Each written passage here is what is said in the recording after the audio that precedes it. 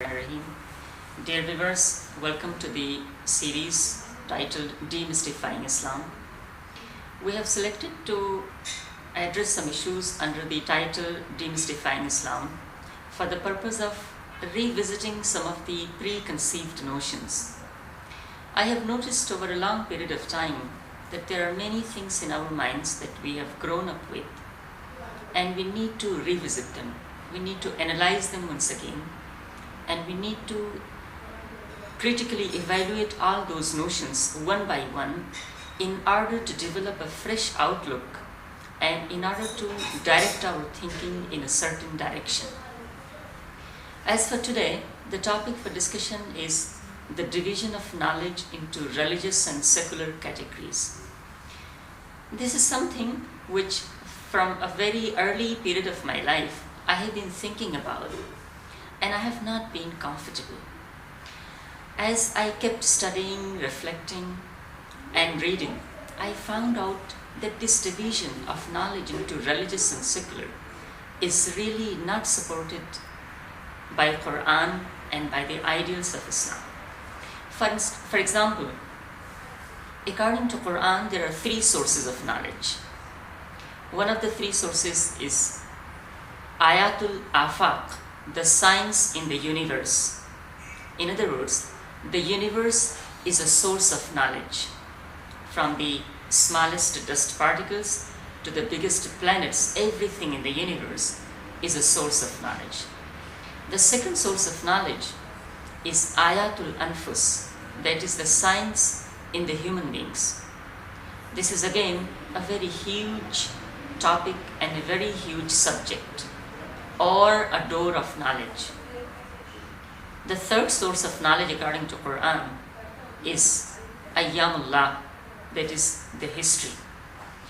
Once we go back to all these three sources of knowledge according to Islam, that is Ayatul Afaq, Ayatul Anfus, and Ayyamullah, that is the science in the universe, the science in the cells, and the history, we find out that these are so vast concept of knowledge, these are so vast sources of knowledge that practically nothing is left out of the purview of these three sources of knowledge.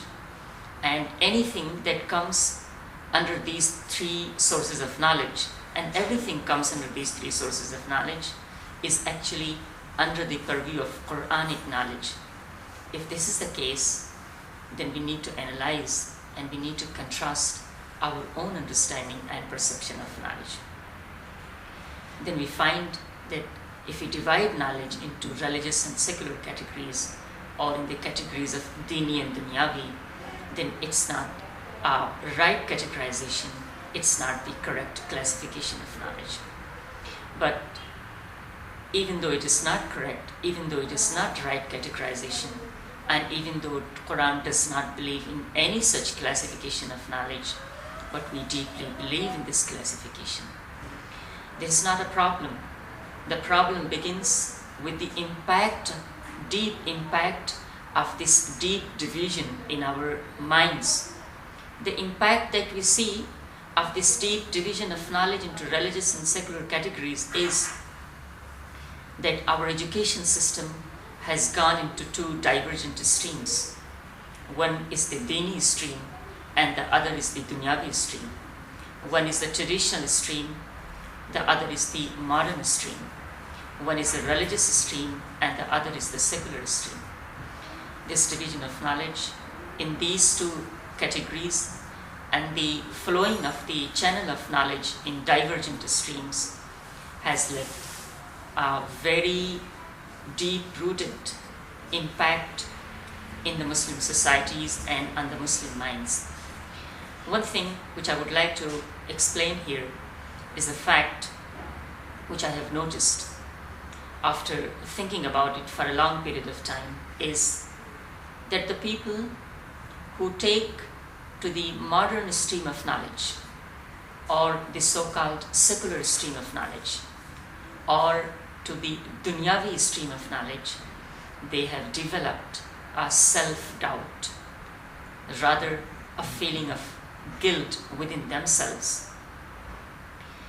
If somebody pursues a stream of knowledge or a discipline or a branch of knowledge and he has a self-doubt, he thinks that he is not on the side of religion, or the religion is not really supporting him, or because of pursuing the so-called secular knowledge, he is going away from the ideals of Islam, it is very likely that this self-doubt will hamper his journey, will hinder him, and will build a kind of psychological barriers.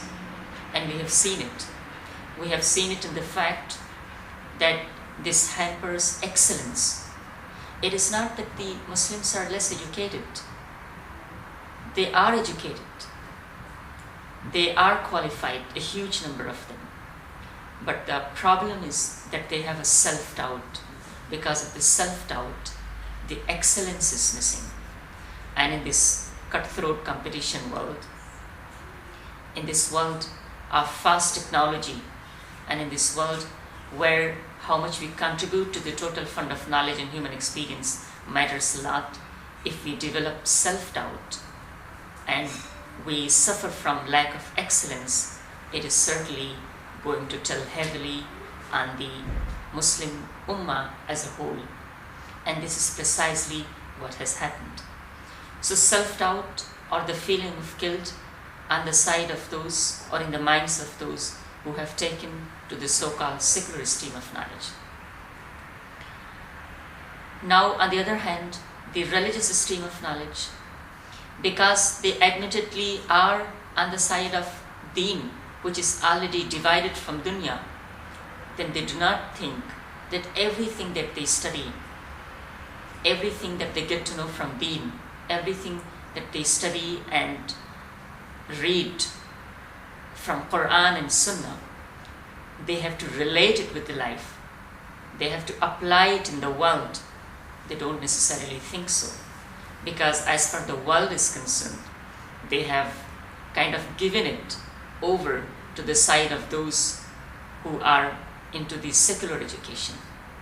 So to put it in a different manner, the traditionally educated could be symbolized by a human being who have eyes but they have no legs, and the secular educated could be symbolized by a human being who has legs but has no eyes.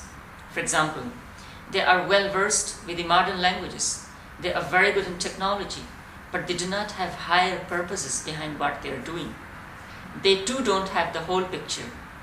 They too do not have the coherent body of ideas. And on the other hand, the traditionally educated, they quote frequently from Qur'an. They have memorized good number of ahadith, but they don't relate it, or they can't relate it with the real life in a manner that they lead it, they guide it, and they take the humanity forward with that knowledge. So what we need, in fact, we need to rethink the idea of division of knowledge into the religious and secular categories. And this is what the spirit of Qur'an advocates, and the perspective of knowledge in the light of Qur'an does not condone this division of knowledge into secular and religious. So if we combine these two streams in our minds basically, then we will see that those who pursue the so-called secular stream of knowledge, they will get excellence. And then this excellence will lead to beautiful things for the Muslim Ummah.